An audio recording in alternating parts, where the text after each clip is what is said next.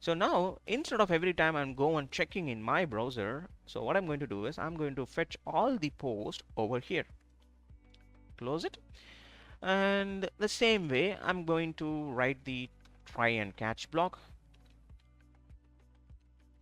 Try. Okay. So after this try, you need to have the catch also. Catch error. Open it. Otherwise it will throw the error. Okay, so inside this try and catch, now what I'm going to do, I'm going to get the post. So to fetch the post from the MongoDB, we have the option called find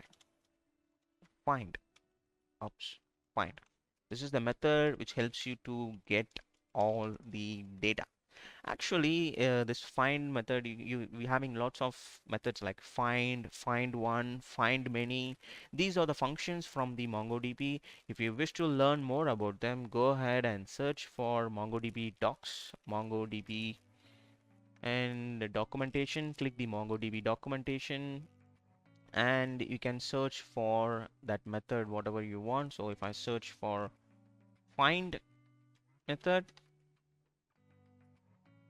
hmm, it's showing, here it is, find a document. Sorry, we can't find this page. Why? Wait a second. So CRUD operations in MongoDB. MongoDB. Here it is. Mongo CRUD operation. If you click that one, here we go. So here you can see that insert, querying the document, updating, deleting, all those things. If I click query documents, you can see that here we go. The find method. The find method takes the optional parameters also, so that if you just go through it, you can learn much more about the all the functionalities, everything comes from the MongoDB.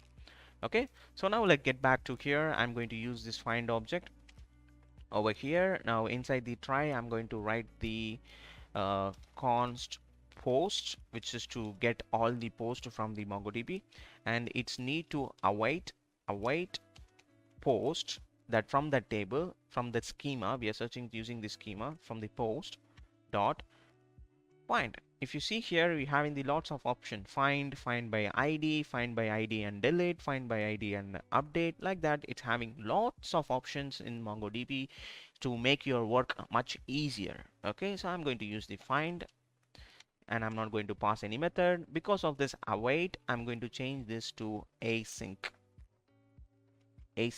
method. So because this function needs to wait until it's done. So once I get the post, I'm just simply going to send the JSON data directly to the user. Post to the user. If there is any error is coming, just like here, I'll copy this and I paste it over here. If there is any error is happening, send me that error. Now let me open up my Postman. Go to the home. We don't need this. Yeah, we need this post. So I'm sending this post now. If I click get, now you can see that it's returning the JSON data. It's collecting, we having all the objects, object 1 and object 2. Look at that, how simple it is. So we successfully done the get all the post method now. Now let's write a route to get a specific post. So right after over here where we are saving, and here it's to get a specific post. Okay, so we are now going to get a specific post. So I'm going to use the router. So router dot get, same method only, because it's to we are fetching the values. Okay, and through the route I'm going to pass the post ID. So colon post ID. Make sure that you are using this post ID. Sorry, using this colon important. That's really important. After the slash, it should be colon. That's the parameter which you are passing through the route. And it's going to be the asynchronous function. We are passing the request and the response. Open the function. Here I'm just going to send the response dot send. Okay, simply whatever the ID I'm sending, I'm just sending it back, because we need to know how to fetch the ID from the URL.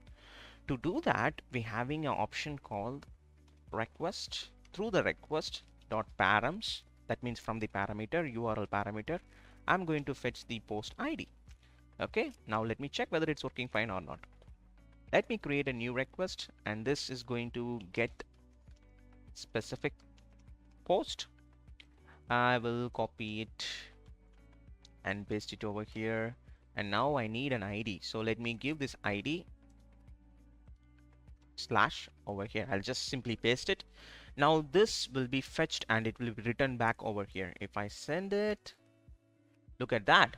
Now we're having that ID back because from the URL parameter, the complete parameter, we fetched that ID what we needed. So we fetched that. Okay. So now we have the ID over here, so we don't need to send it now. So now what I'm going to do is I'm going to search the database by using this specific ID. So I'm literally doing the same thing. I'm just going to copy it and I'm going to paste it. This time I'm not going to return everything. I'm going to find by the ID. So find by ID, and inside of it I need to pass that ID. So request dot params dot post ID. What happened? Oh, request dot params post ID. Okay, so now this is the post. It's not a post because we'll make it a post. We are getting a single post, that's why I'm using as a post. Okay, now let's check. I'm using the same ID because that's this object. We should get the first post. We'll see. If I hit send now, look at that.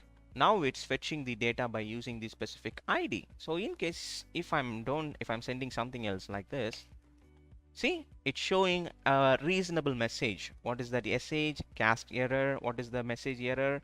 Cast to an object ID failed for value for this particular ID and blah blah blah.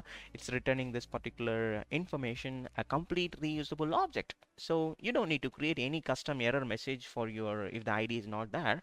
MongoDB is returning this complete information to you. So you can directly use these things. Okay, so don't worry about it. I'll just paste it. Oh, not this one.